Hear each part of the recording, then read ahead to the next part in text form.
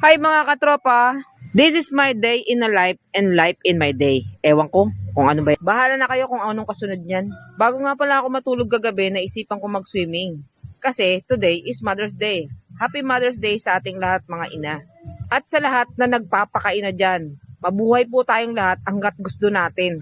At dahil malapit lang dito sa amin ang Amosela Spring Valley Hotel and Resort, dito sa Cararayan Road del Rosario, Naga City, Province of Camarines Sur. Hola!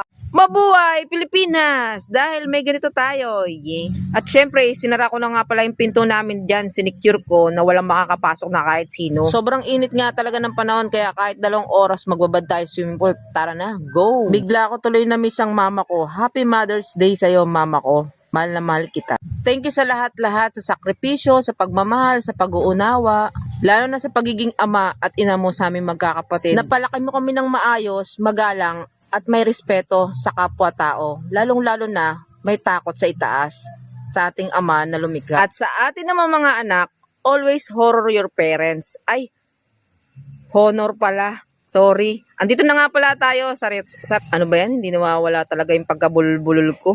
Hirap din talaga mag voice over, no? Ayan na, pababa nga pala ako dyan para ako nasa China. Minsan talaga, kailangan natin mag-relax para ma-refresh. Kumbaga, sarili naman natin, bago ang iba. Yung paminsan-minsan, pero napapadalas. Sige mga katropa, hanggang dito na lang ang short video natin. Happy Mother's Day sa inyong lahat. Bye for now!